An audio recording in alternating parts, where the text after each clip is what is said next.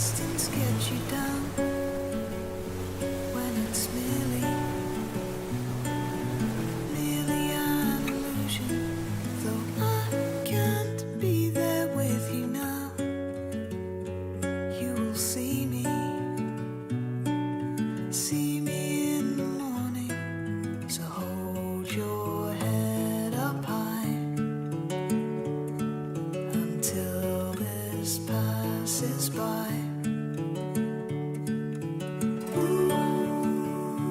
There is nothing in the world that we can't do. We are ever more connected, me and you. And together we will watch the sunrise.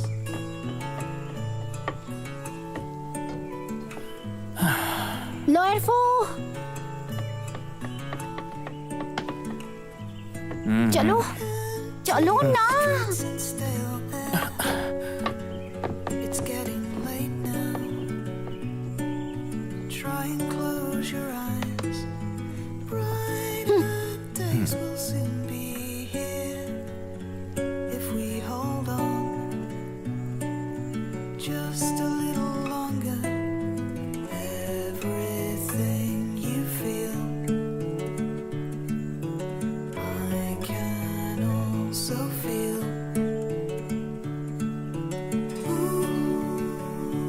There is nothing in the world that we can't do. We are ever more connected, me and you.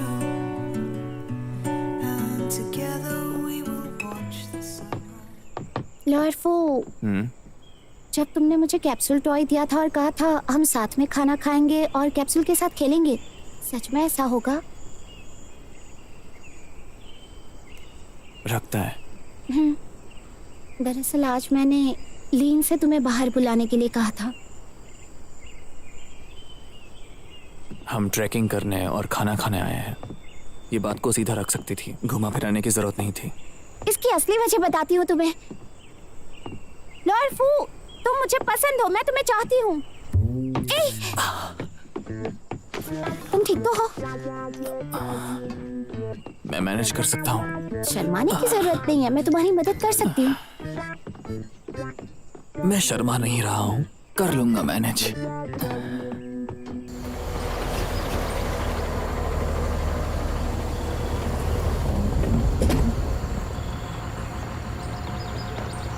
हाय,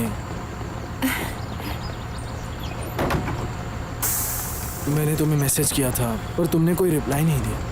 मुझे लगा तुम अब भी मुझसे नाराज हो। तुम आज अचानक स्कूल क्यों आ गई? मेरा मतलब ये नहीं था कि तुम्हें नहीं आना चाहिए।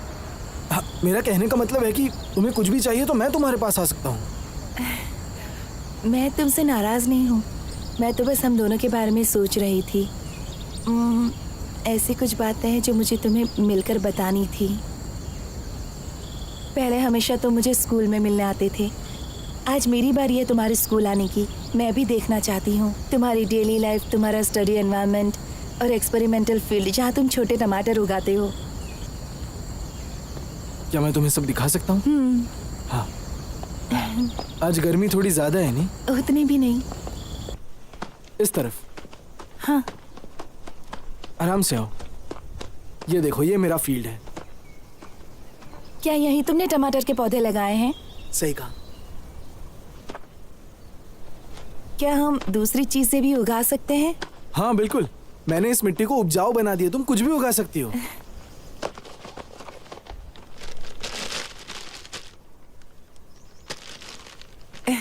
ये तो सनफ्लावर सीड्स हैं।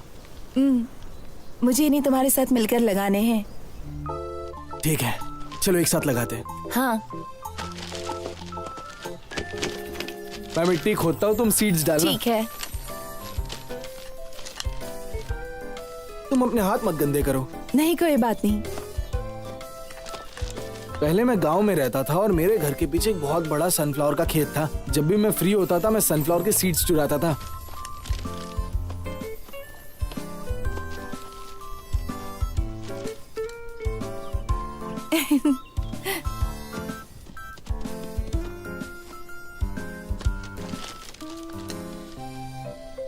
थोड़ी जगह बाकी है। हाँ।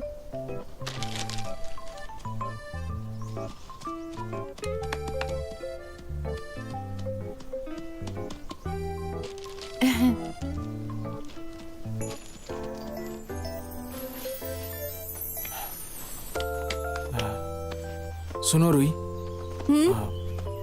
रेस्टोरेंट बिल के बारे में मुझे झूठ नहीं बोलना चाहिए था।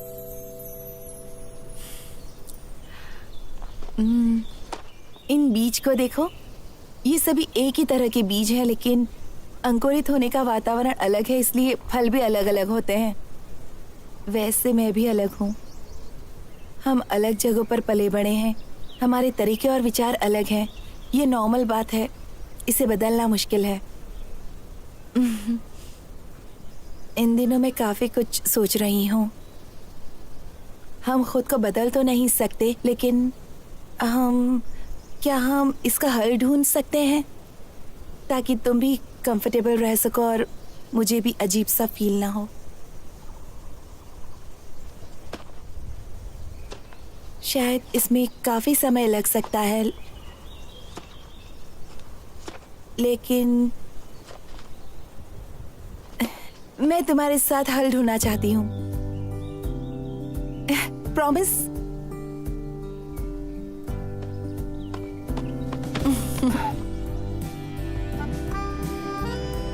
रुई, चिंता मत करो, मैं सनफ्लावर्स का अच्छे से देखभाल करूंगा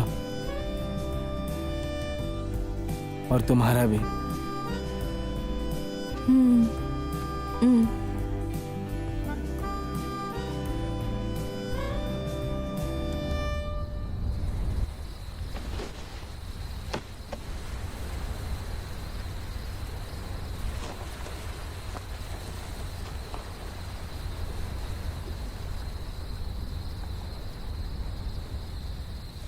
मिस्टर खुआन, रात बहुत हो चुकी है, अब अंदर आ जाओ।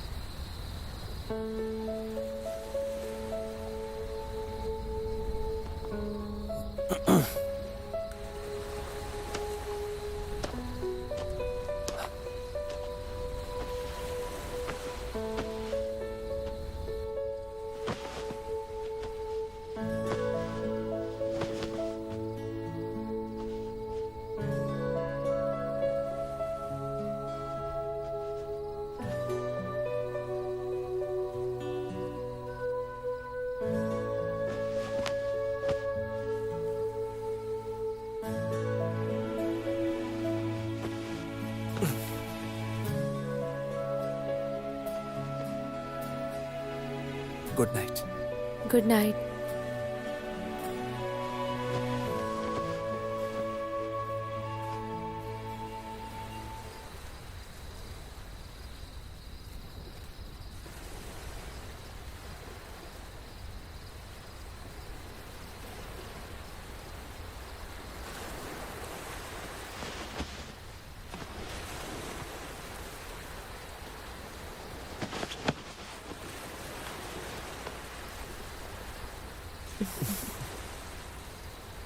नींद नहीं आ रही? लहरों की आवाज बहुत तेज है।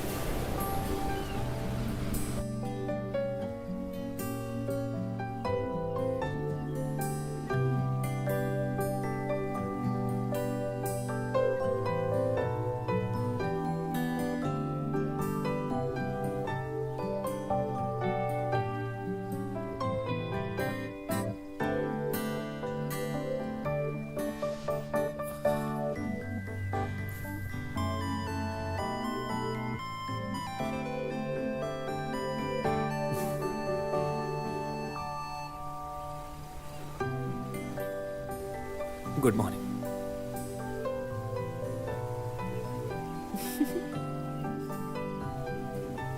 Good morning. तो चलते हैं, सनराइज हो गया है।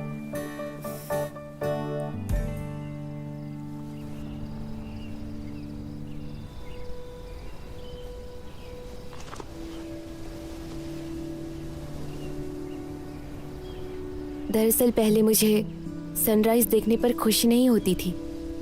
सोचती थी हर सनराइज एक सा होता है, कोई फर्क ही नहीं है। अब जब तुम्हें देखती हूँ, तुम्हारा सपना बहुत बड़ा है। लगता है हर दिन तुम अपने सपने के करीब पहुंच रहे हो, और ये एहसास बहुत ही सुंदर है। तुम्हें पता है, तुमने जब मॉम से बात की उसके बाद वो काफी खुश लग रही थी। उन्होंने तुम्हें लेकर अपनी राय बदल दी, और मेरे लिए भी। अचानक से उन्होंने मुझे रोकना बंद कर दिया, मुझे अपनी मर्जी से जीने का एक मौका दिया। मुझे इस दिन का बेसब्री से इंतजार था। जब उन्होंने ऐसा किया तब मुझे अंदर से खालीपन महसूस हुआ, क्योंकि नहीं पता मुझे क्या बनना है, मैं कैसी बनना चाहती हूँ। मैंने कभी भी इस बारे में सोचा ही नहीं है।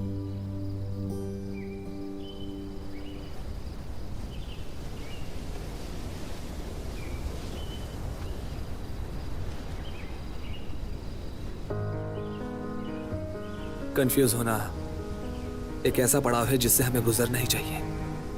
मैं भी हताश रहता हूँ, निराश रहता हूँ,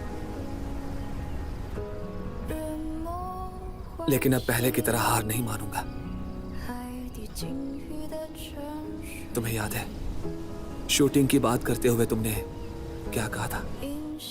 चाहे जो भी हो जाए, तुम्हें जो पसंद है वही करो, जो चाहिए उसके लिए लड़ो, नतीजे की परवाह मत करो, डरो मत और छिपाओ मत।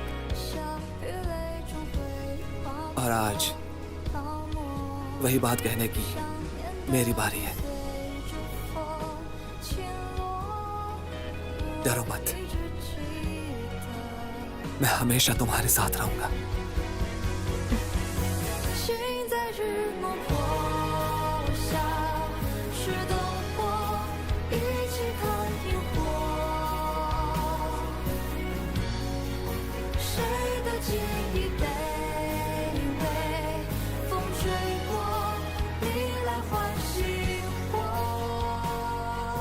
इस सनराइज की तरह अंधेरा सिर्फ एक प्रोसेस है, और अंधेरे के बाद उजाला जरूर होगा।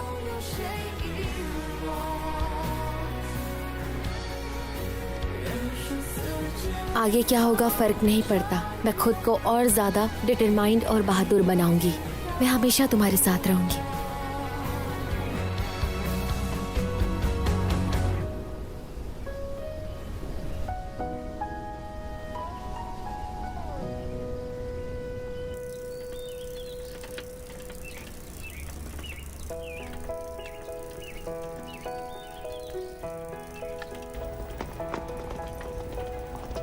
Handmade workshop?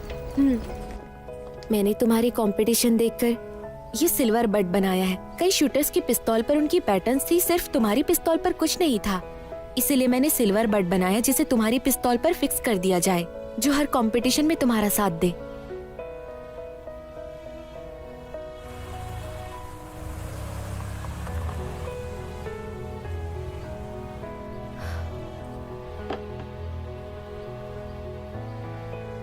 मैंने कोशिश तो पूरी की, पर ये शायद अच्छी नहीं बनी है। लाओ दिखाओ।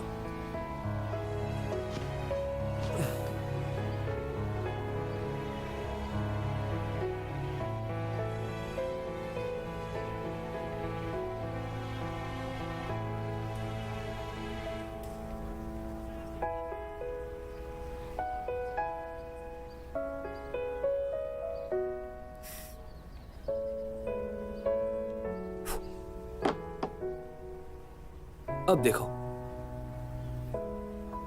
तुमने तो कमाल कर दिया, कितना सुंदर है ये। अब इसे पॉलिश करते हैं। रुको जरा। मुझे इसे बेहतर बनाना है।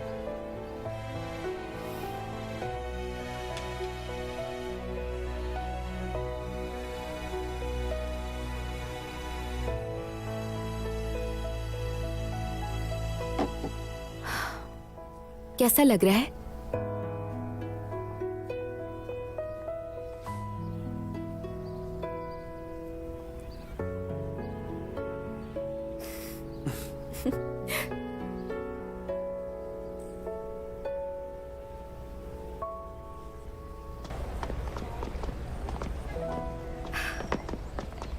मुझे भूख लगी है। क्या खाना चाहोगी? सोचने दो। हेलो, सुनो कौन, स्कूल की इन्वेस्टिगेशन खत्म हो गई है। कल से तुम कंटिन्यू करने के लिए रैपिड फायर टीम में आ सकते हो। Thank you coach. क्या हुआ? मैं ट्रेनिंग के लिए वापस जा रहा हूँ। सच में? देखा, तुम्हारी मेहनत रंग लाई।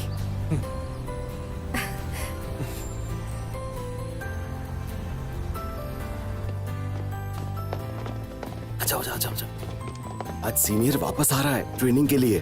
तुम लोग पास पास खड़े रहना, मैं पीछे रहूंगा। जैसे वो आएगा मैं इसे फोड़ूंगा और सेलिब्रेट करेंगे। कोई जरूरत नहीं है, वो पहले से यही है। सीनियर इतनी जल्दी क्यों आ गए? सरप्राइज तो देख लेते। कैसा सरप्राइज?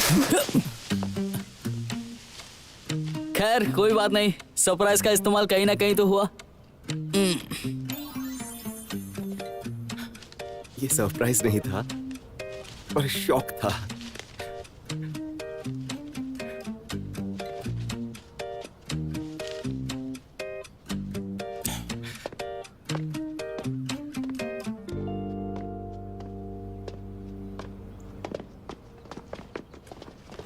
तुमने प्रोविंशियल टीम की ट्रेनिंग मिस कर दी है, पर फिक्र मत करो, तुम बस फिट रहना, तुम्हें एक और मौका दिया जाएगा।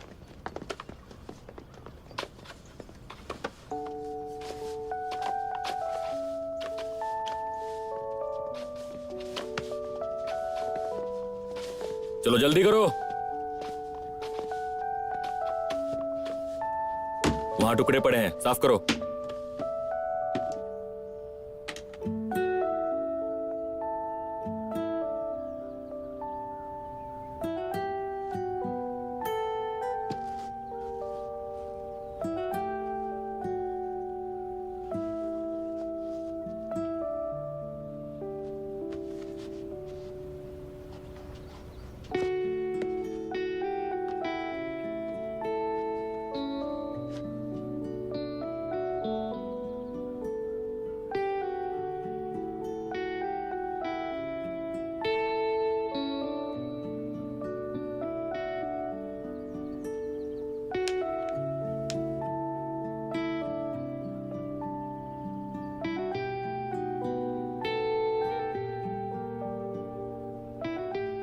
लाइन में खड़े हो जाओ, ट्रेनिंग शुरू होगी।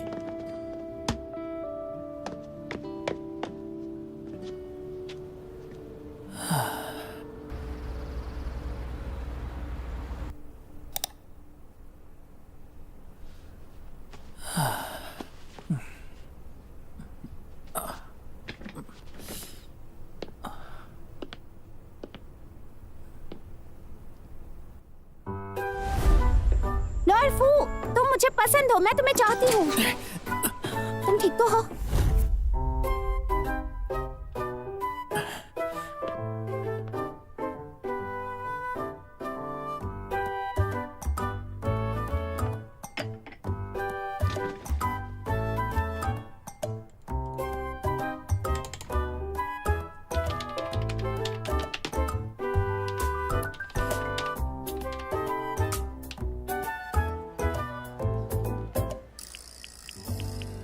लॉर्फू, अब तुम्हारा पैर कैसा है? दर्द हो रहा है क्या?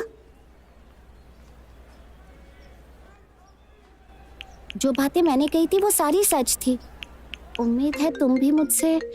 हेलो, क्या तुम अभी फ्री हो?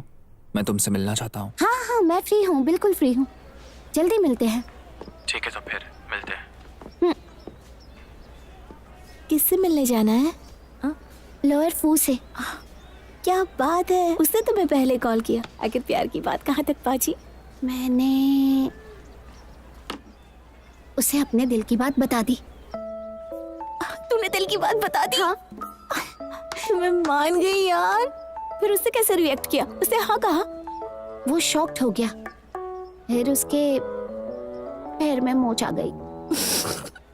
पैर में मोच आ गई। शायद तुम ज्यादा जोश में थी और उसे डरा दिया। सब बहुत जल्दी में हुआ। मैं तुम्हारी हिम्मत की सचमुच दाद देती हूँ। मेरे दिल में जो बात थी वो अचानक जुबान पर आ गई। उसने मुझे मिलने के लिए बुलाया है। शायद यही बात करनी होगी। पता नहीं वो रिजेक्ट करेगा या अपनाएगा।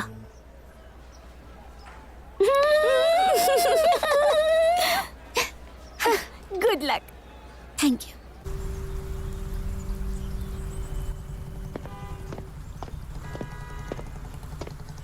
तुम शैन खुआन हो ना?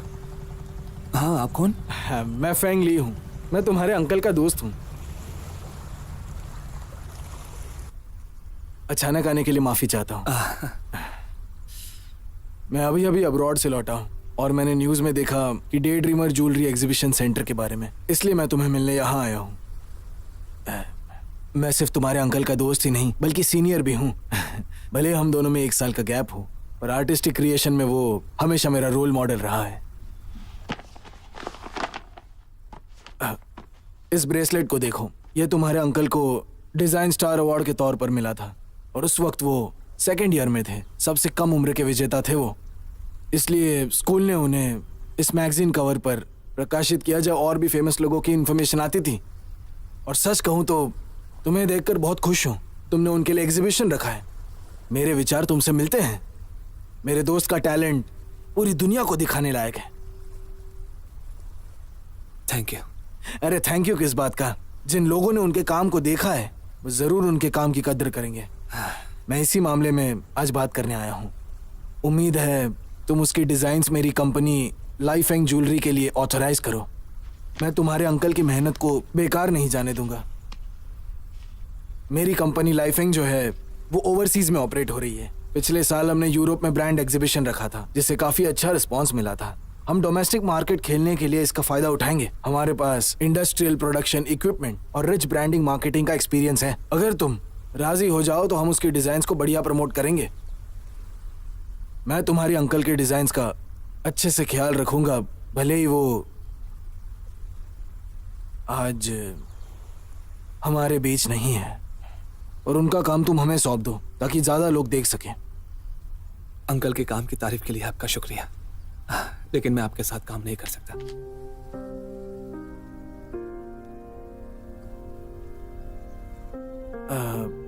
हम सिर्फ सिल्वर ज्वेलरी को सपोर्ट नहीं करेंगे बल्कि तुम्हें उसकी अच्छी खासी कीमत देंगे। ये कीमत की बात नहीं है। आप इस ब्रेसलेट को देखिए। इसकी हर एक डिजाइन बहुत बारीकी से बनाई गई है। इसे देखकर अंदाजा लगता है कि अंकल को यह बनाने में कितना टाइम लगा होगा और कितनी मेहनत लगी होगी। मेरे अंकल का काम काफी यूनिक है और आपकी मशीन उनकी जगह नहीं ले सकती। तुम बहुत सोचते हो। अगर मशीन ऐसा काम नहीं करती तो मैं यहाँ आता ही नहीं। तुम फिक्र मत करो, उनकी डिजाइन्स किसी भी तरह से नहीं बदलूंगा। उन्हें वैसे की वैसे ही रखी जाएगी। मैं अपने अंकल की मेहनत को जाया नहीं होने दूंगा। उनका बस एक ही सिद्धांत था, हैंडमेड क्राफ्टमैनशिप को बढ़ावा देना, और उनके हर एक काम में बहुत यूनिकनेस है।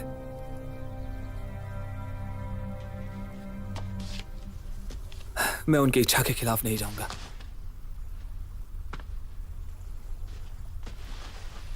ठीक है, फिर भी मैं उम्मीद करता हूं तुम इसके बारे में दोबारा सोचो।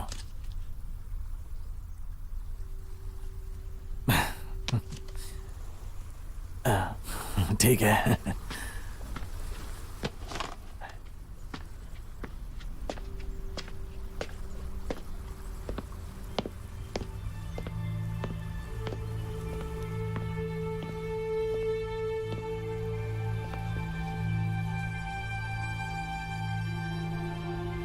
लॉयर हुआंग, उसने साफ मना कर दिया है। अब प्लान बी शुरू करना होगा।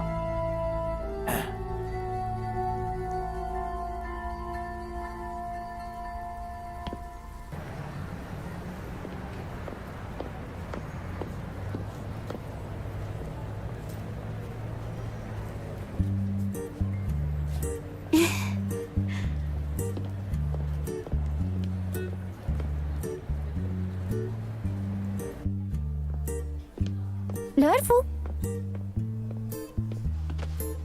तुम बहुत जल्दी आ गए। मैं हमेशा जल्दी आता हूँ। तो तुम मेरे प्यार को एक्सेप्ट करोगे?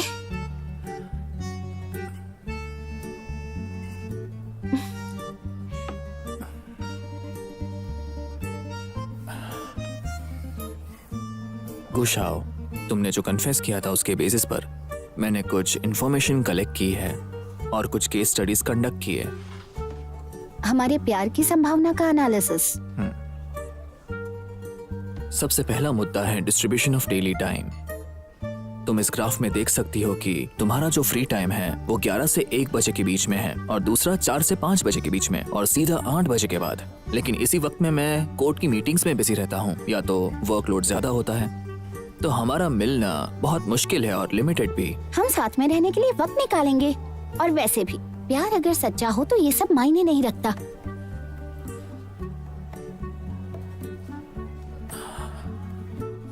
अब ये देखो, हमारा लाइफ प्लान हमारे आने वाले जो 4 साल है वो कम्प्लीटली डिफरेंट होंगे और डिफरेंसेस की वजह से हम एक दूसरे को ज्यादा वक्त नहीं दे पाएंगे और बातचीत भी कम होंगी। ओह, तो तुम ये कंक्लूजन पर पहुंचे हो कि प्रोफेशनल सिर्फ प्रोफेशनल के साथ रहे, स्टूडेंट सिर्फ स्टूडेंट्स के साथ, वरना उनका प्यार टिकेगा नहीं। इसका भी डेटा है क्या तुम्हारे पास? हाँ, जरा ये देखो, मैंने इसके बारे में भी केस स्टडी किया है। इसके जो एनालिसिस है वो कहते हैं कि रिलेशनशिप में जो एज डिफरेंस होता है उस पे सक्सेस रेट डिपेंड होता है। सबसे ज्यादा सक्सेस मिलती है उन रिश्तों में जिनका डिफरेंस 3 से 5 साल होता है, और दूसरी बात, जब एज गैप बड़ा होता है तो रिलेशनशिप्स में ज्यादा प्रॉब्लम्स हो सकती है।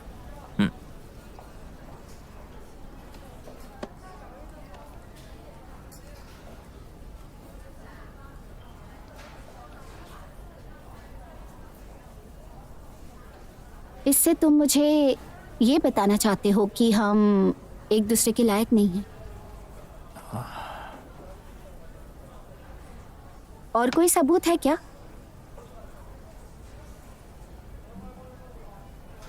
वो अभी के लिए मुझे लगता है कि तुम अपनी पढ़ाई पे फोकस करो तो ही अच्छा रहेगा। और ऊपर से मैंने भी अपनी फीलिंग्स के बारे में सोचा नहीं है। मुझे जल्दबाजी नहीं करनी चाहिए, वरना वो एक बुरा डिसीजन होगा।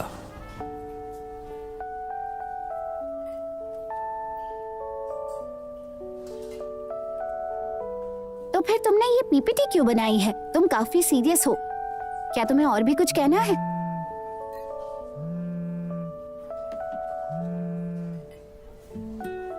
हेलो, क्या हुआ है? ठीक है, मैं अभी ऑफिस आता हूँ, मैं निकल रहा हूँ। कुछ काम आ गया है तो मुझे जाना। क्यों ना हम इस बारे में फिर कभी बात करें? फिर मिलते हैं।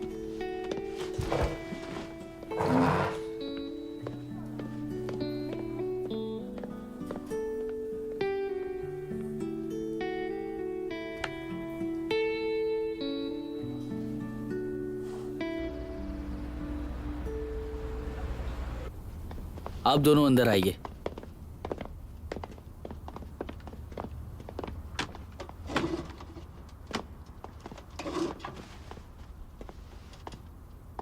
मैं फिर से अपना परिचय देता हूं। मैं हुआंग यूमिंग हूं। मैंने आपको एक लेटर भेजा था, शायद आप उससे समझ नहीं पाए। मैं आपको समझाता हूं। क्या आपको पहले मुझे नहीं समझाना चाहिए? इस लेटर का क्या मतलब है? गैलेक्सी बर्ड, हाँ? जाहिर है यह मेरे मास्टर का काम है। तो ये आपके क्लाइंट का इंटेलेक्चुअल प्रॉपर्टी राइट कैसे बन गया?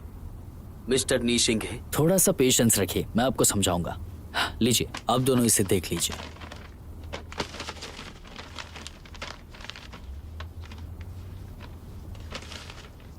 मिस्टर नी, ये गैलेक्सी बर्ड ज्वेलरी है, तो क्या ये आपके ऑनलाइन स्टोर का प्रोडक्ट है? हाँ बिल्कुल है। ये गैलेक्सी बर्ड का प्रोडक्ट डिटेल पेज है। प्रोडक्ट के डिजाइनर लुओ किंगे का परिचय देता है, जो कि आपके अंकल हैं। सही कहा ना मैंने? हाँ सही है। ठीक है, आप प्लीज इस डॉक्यूमेंट्स को भी देख लीजिए।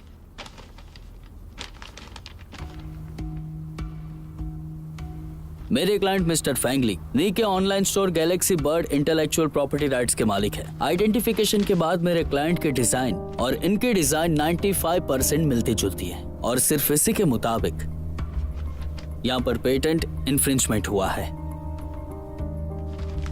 मिस्टर शैन, आप किंग के ज्वेलरी के वारिस हैं, तो आप भी मान लीजिए गैलेक्सी बर्ड के डिजाइन मिस्टर लुओ किंगे ने ही की है, ताकि हम ये कंफर्म कर सके कि इस डिजाइन की नकल की चोरी के लिए लुओ किंगे को ही दोषी ठहराया जाए। आप होश में तो है? मैंने खुद मास्टर को गैलेक्सी बर्ड बनाते हुए देखा है, तो ये चोरी का नाम कैसे हो सकता है? मुझे तो लगता है आपने ही कॉपी की है। मिस्टर नी, डिजाइन की चोरी किसने की है ये तो सबूत कह रहे हैं, आपकी याददाश्त नहीं। ऑनलाइन स्टोर मैंने खोला था, ज्वेलरी मैंने बनाई और बेची थी। खोहन का इससे कोई लेना देना नहीं। उसे जाने दीजिए, हम अकेले में बात करेंगे। मिस्टर शेन, डिजाइन कला की आत्मा है। मेरे क्लाइंट इस बात को लेकर काफी गुस्से में हैं। उन्होंने मुझसे कहा है कि आपको ये सारे सबूत दिए जाएं। उन्हें नतीजे का इंतजार है। हानाई क्रॉनिकल्स के पेपर्स पर राइट्स को पाने की तारीख लिखी हुई है। उस दौरान एक्सीडेंट की वजह से मेरे अंकल फिजिकली एक्टिव नहीं थे और वो होश में भी नहीं थे। तो आप ही बताइए कि वो चोरी कैसे कर सकते हैं?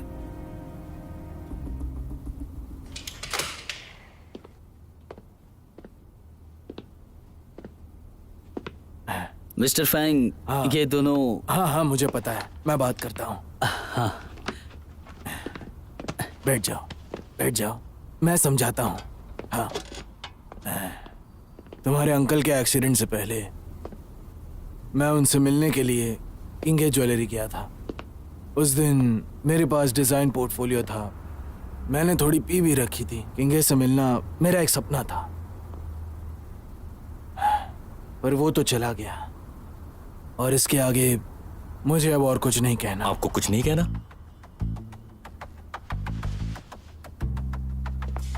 क्या इतनी बात काफी है?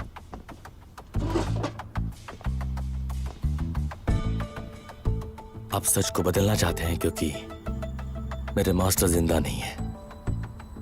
आप मेरे अंकल से मिले थे, लेकिन कब?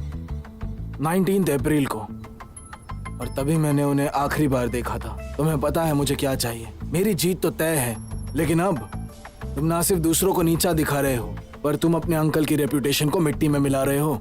अगर तुम अपना मन बदल दो तो हम अभी भी बैठकर डिस्कशन कर सकते हैं।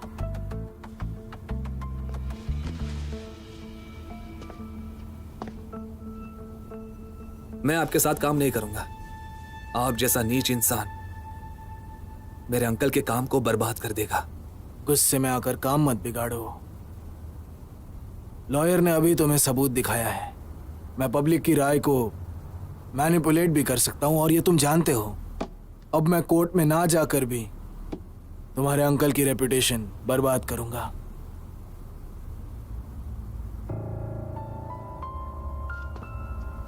मैं तुम्हें और 2 दिन की मोहलत देता हूं। ये तुम्हारा आखिरी मौका है।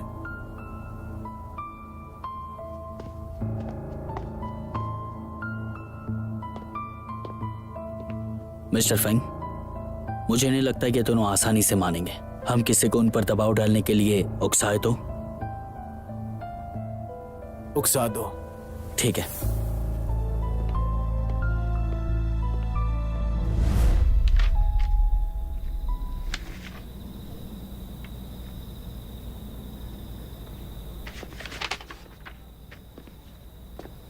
हाँ बोलिए। कैसे हो? इतने सालों बाद तुमने मुझे पहचाना नहीं?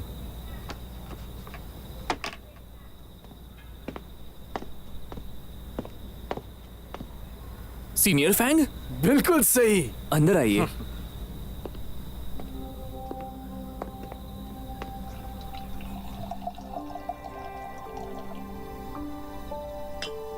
क्या बात है, तुम तो बिल्कुल भी नहीं बदले। हाँ? ये लो, थोड़ी C P low. Senior Fang, मैं पी नहीं सकता हूँ, मुझे बहुत ज्यादा हो जाती है।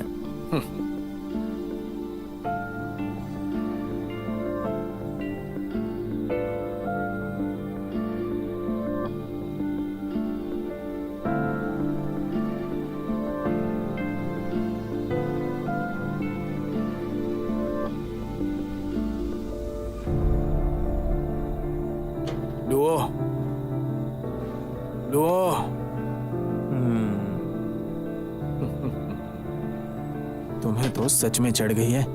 अरे सुनो, चलो उठो, अंदर चलो। बैठे रहो, बैठे रहो, बैठे रहो, बैठो।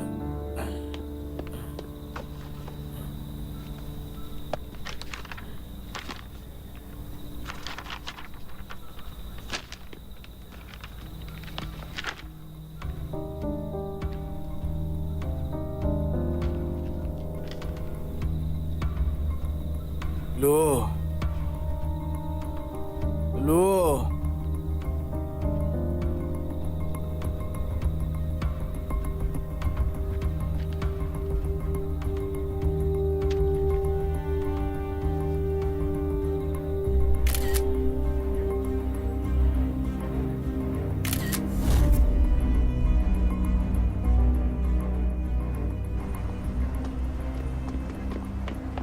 शैनख्वान, मुझे सब सच बताओ।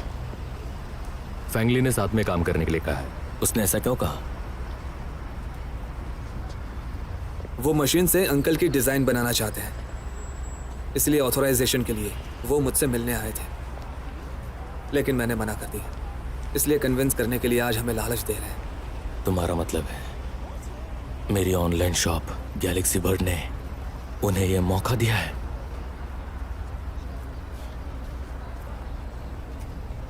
चलो ठीक है, रहने दो। मैं अपने काम की जिम्मेदारी लूंगा और उन्हें जाके समझाऊंगा। सारी जिम्मेदारी तुम क्यों लोगे? तुमने सुना नहीं क्या? फैंग ली मेरे पास आए थे। आगे जो भी होगा मैं देख लूंगा, चाहे वो अंकल की रेपुटेशन हो या फिर उनके डिजाइन हो, मैं प्रोटेक्ट करूंगा। तुम इससे दूर रहो। लेकिन क्यों?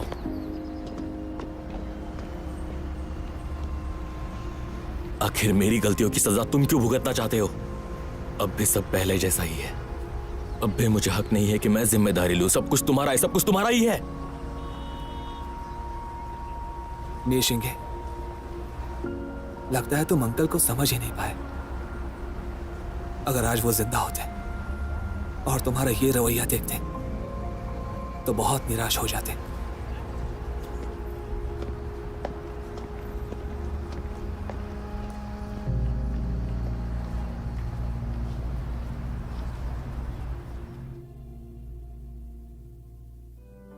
अब तुम बदल गए हो, मुस्कुराते रहो, भीड़ में घुल मिल गए हो, तुम अकेले नहीं हो। मैंने देखा है तुम भीड़ में अकेले खड़े हो, हर किसी के लिए रोशनी की तरह। इसीलिए मैं अंधेरे से और बुरे लोगों से हमेशा तुम्हें दूर रखूंगी। मैं तुम्हारी रक्षा करूंगी।